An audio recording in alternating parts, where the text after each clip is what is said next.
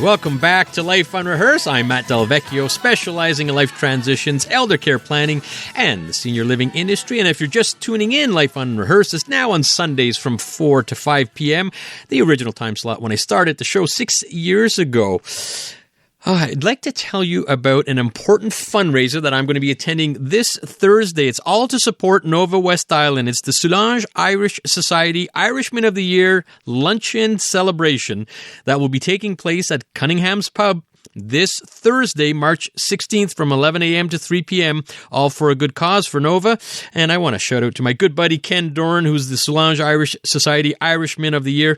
He's been such a champion organizing many charitable events, and we hope to see you there. That's Thursday, March 16th at Cunningham's Pub in St. Anne de Bellevue from 11 to 3. And how will you be celebrating St. Patrick's Day on Friday?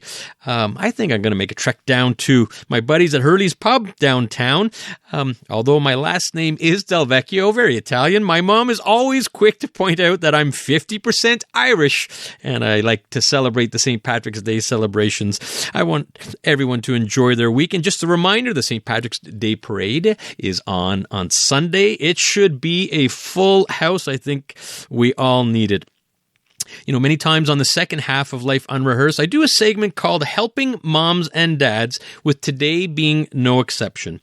As our population ages, families and their loved ones have to deal with some challenging decisions. Add this to a healthcare system that's really stretched to its limits. How do we navigate and obtain services in the public system? And what are my private options? And what if I need a service that isn't even offered in the public system? Or what about if, do I live at home where I'm comfortable, or perhaps it might be time to consider an alternative living arrangement? So many questions as we age. We almost need a roadmap to navigate these uncharted waters. Well, let's bring in Kirstin Bennett to help us out. Kirstin is an eldercare planner, certified health and wellness coach, and has also served many years in the home care industry. She also holds a designation as a certified professional consultant on aging, and Kirstin provides support and guidance for families and their loved ones throughout the aging process and navigating their life transitions. Kirstin, welcome back to Life Unrehearsed. Thanks, Matt. I'm happy to be here. Well, thanks for joining us here on a Sunday. First of all, could you explain to us, what is eldercare planning?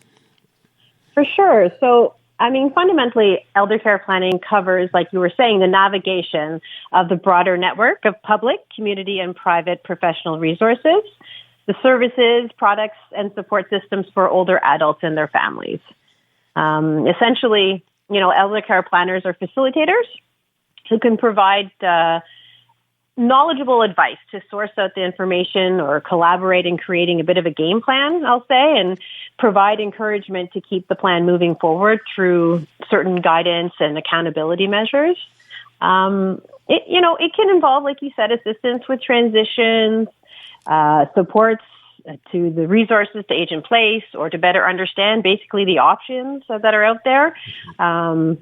Help finding the proper care or respite, help planning with that. Sometimes it's with a hospital discharge.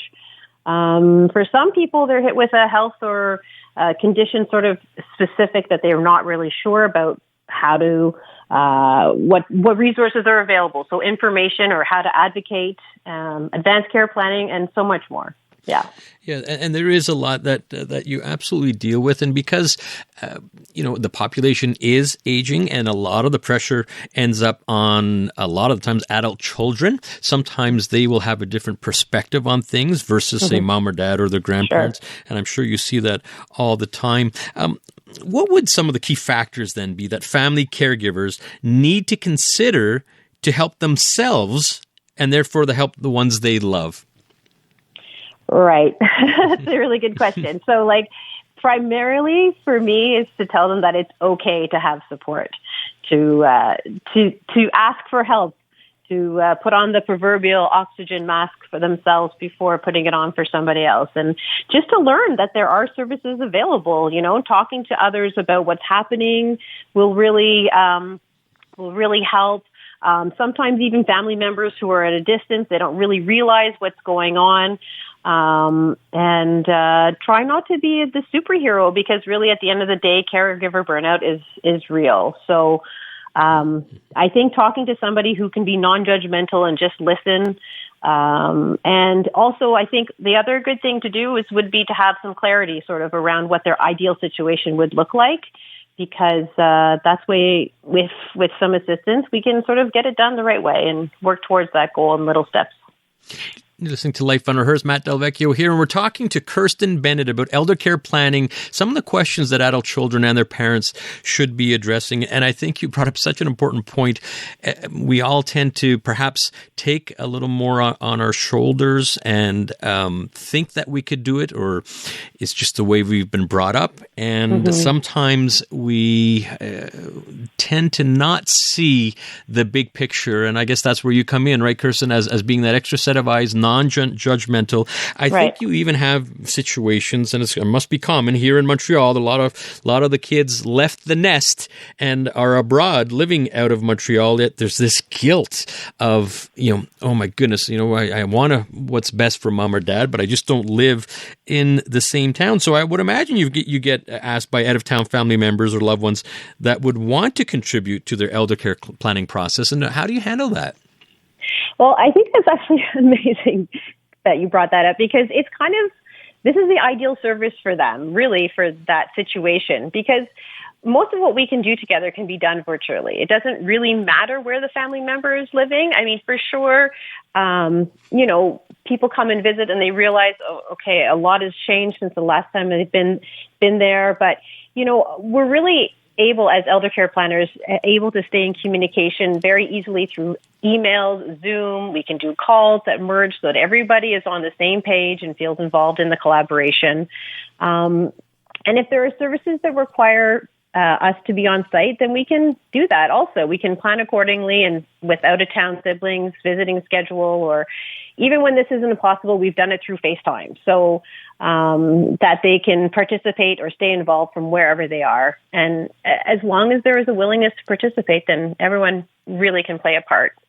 It's so true. It's interesting. The pandemic sort of opened this door to virtual calls. And in fact, in your world, I guess it just opened up an acceptance of being able to contribute to not just in town, but out of town as well. I would imagine, Kirstin, your world is evolving. We clearly see that the healthcare system is stretched to the limit, and that might even be a nice way of putting it. Others say it's just flat out broken. But unfortunately, that just leaves families in a bit of desperation. The public system isn't coming through for them. And I guess, is that when you're getting the call sometimes just to explore what other options are out there besides what's out there in the public system? For sure. I mean, we get calls for any type of situation. I mean, I even am getting calls now where people are thinking about what they should plan for. So preparing themselves in advance is super key as well. Just having the conversations, because sometimes it's the conversations that are difficult, that people don't really want to have. And for me, I try to make those less difficult, just more approachable and simple concepts, facts, providing the opportunity for people to consider their values and their hopes and circumstances to make the best possible choices, either for now or in the future. Yeah, and if anything, sometimes I guess you feel a little bit like an island on your own, and if they're able to talk to someone like you and other eldercare planners where, okay, it's not all on my shoulders here, they understand what's going on. And so I would imagine you provide some peace of mind, and in your, you have conversations not just with individuals, right? Sometimes it's even family discussions. And For sure. I would imagine there's this sense of relief when they're able to maybe vent or say, okay, someone understands my issues. You know what? It's interesting. I feel like every time we do something called the discovery consultation, and it can be with one person, it can be with siblings, it can be with all the family members, and there just seems to be a sense of relief after that consultation, after that, having that opportunity just to talk through it, really. And so I think that's a big part of it. Oh, for sure. All right, Kirstin, we have to head out to traffic, and we're talking with Kirstin Bennett about eldercare planning. When we come back, we're going to ask you about what are some of the few universal tips that our listeners could use right away. But first, let's head out to the CJD Traffic Center and hear from Marty Lamar. And welcome back. You're listening to Life Unrehearsed. I'm Matt Delvecchio, and we continue our segment called Helping Moms and Dads. We're talking with Kirstin Bennett, Eldercare Planner, Certified Health and Wellness Coach, and a Certified Professional Consultant on Aging. Kirstin, what would be some of the few universal tips that our listeners could use right now concerning eldercare planning? Well, we were talking about this just before the break, but it's really about having those conversations and having, if you can, have them early. And sometimes, even if the subject matter is difficult, it can take a while. So you have to have them often and just allow time for people to process. So, plan for these conversations, and you can do it on your own or have somebody, like an eldercare planner help with this, or even you can speak to your GP about it. A third party person sort of assisting with these conversations often makes them a little bit easier. I would also say, everybody can play a part, right? So even we were talking with people who have siblings who are out of town. Everybody can play a role. So what's important is so not somebody does everything. So determine who plays what role. It's a collaboration, right? So that's a good idea to sort of make you feel like you don't have to put it all on your own shoulders. And I think also something that I would say is back in the conversation concept is like when you're making these decisions, include the person in question in the conversation. Even if your family member has some cognitive issues, they often understand more than they can express. So make sure that when you're having the conversations, you include them to talk with them and not sort of at them or about them. And finally, I would really say, the most important thing for anybody who is in a situation, who's trying to care for somebody or help, understand what's best for them is to advocate for them. So advocate for your loved ones and for yourself always. If it doesn't sit right or feel right, I say ask the questions, when you're in a situation, especially in the healthcare field. When you're out there, you ask the questions, be friendly but firm in your quest for the answers and options. So advocacy is super important in this. Don't just sit back and let things happen, because sometimes, when we don't ask the question, we don't know. So true. It's so important. You really do have to stand up a little bit, especially for those that are a little bit more vulnerable. And I love the fact that you're saying inclusion. Include them in the conversations, and even if there is some cognitive decline, you and I see that all the time, still help them participate. And you and I also talk about trigger events, right? Maybe there's a trigger event. Maybe there was a hospitalization, a fall, a neighbor did something that was interesting. So use these to create these, what we call essential conversations. Now, Kirstin, I would like to get your thoughts. This is also evolving, where since the pandemic, there has been more of a trend of what we call aging in place, trying to stay at home. And I think most people do want to do that versus transitioning into a senior living community. And I'm seeing more and more of that these days as we slowly get out of the pandemic. What are your thoughts when you're talking about aging at home versus transitioning? Well, it is a constantly evolving topic of conversation. I will say that. So I do have a background in home care and more recently assisting with the transitions to the various senior housing options in the GMA. So I can definitely see a case for both, really. Ultimately, I think, though, that it will be dependent on the actual circumstances. And the things that are most important to consider are, number one is safety, social well-being, specific health issues, the financial snapshot, care needs, the openness to assistance, which can be provided at home or in a new living environment. And, really, ultimately, it is normal for people to want to remain in a house filled with memories. But I've also met with those who are pre-planning to transition, so to not potentially, quote unquote, burden family members, with the care roles or care coordinator roles. Ultimately, it's a delicate conversation. And like I'm saying, it requires lots of little talks over time to come to a conclusion of what is best in terms of an individual's safety and well-being, and really what is possible from a financial budgeting perspective. It's super important that people need to understand that no matter what the decision. It is the person, the individuals, that to make that decision, like we said. And at the end of the day, even though it's a tricky conversation, it doesn't have to be. So really, that's where I can help. It's important to understand all the what ifs, and the notion of starting to explore your options earlier actually gives you more options. People don't realize that. So if you go into it without a predetermined agenda and visit the various options out there, sometimes people even surprise themselves with the outcome of their own decisions. So I think it's just, you have to have an open mind and have a good conversation about it and put some thoughts down on paper and really understand what if could happen, basically. Listening to Life Unrehearsed, Matt Delvecchio, and that's the voice of Kirstin Bennett, and we're talking about elder care planning. Kirstin, you really do bring experience to elder care planning, but it's a developing field. The elder care planners were almost unheard of a couple of years ago, so can you explain to me what an elder care planner does, and how does that process work? Well, basically what we do is we're trying to make the process as easy as possible, basically. It begins with a free initial call to gather a bit of information and determine if the services that I can offer can be of help. And after that's determined, then the first step is setting up what I referred to earlier as a discovery consultation. And typically we do that virtually, but in certain cases it might be in person. And the consult lasts about an hour, and we discuss, the current situation. We do a need assessment and determine what sort of the short-term and potentially long-term goals are. And I get a better understanding of what everyone's roles are. And we talk about a few immediate ideas to assist with everyone's, like an urgent circumstance, for example.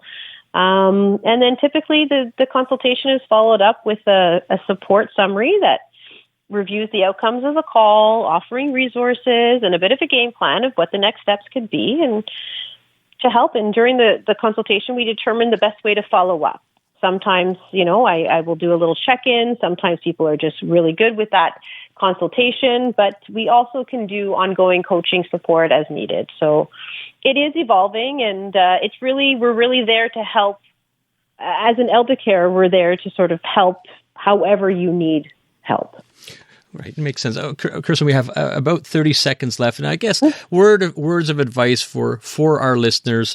I think many of the adult children especially are working hard, typical sandwich generation that we're talking about, right? And they have their own jobs and they're worrying about moms and dads.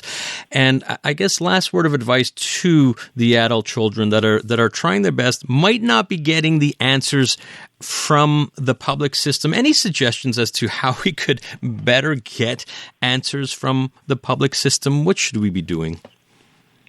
Well, at the end of the day it's information and resources that people need.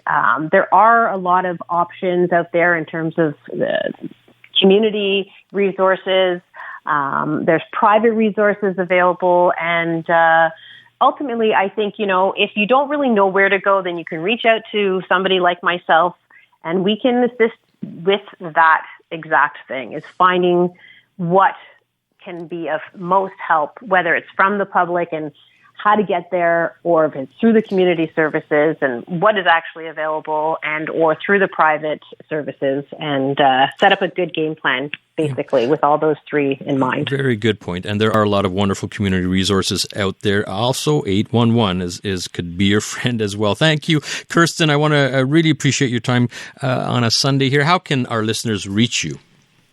Right. Well, thank you for asking. You can book that free initial introductory call via Calendly on the Lianas Seniors Transition Support website. And as you mentioned, you'll find further information on this service and other great services as well. It's www.lianasservices.com. And you can also just give us a call. Our number's on that website as well, and we'll be happy to chat. And you offer a free initial consultation, as you're saying. Absolutely. All right, Kirstin, we want to thank you very much for joining us here on Life Unrehearsed. Thanks so much, Matt. All right, thank you. That's Kirstin Bennett, Eldercare Planner. Next week on Life Unrehearsed, a Ukrainian family adapting to their new life in Montreal with a few interesting twists, and the importance of estate planning. Are you asking the right questions? Thank you for tuning in to Life Unrehearsed. You could join us here every Sunday at 4 p.m. And a big shout out to Dan. Thank you for doing a great job behind the window there, Dan, working the buttons. I really appreciate all your help in setting this up. And I want to thank you, the listeners, for listening in to Life Unrehearsed.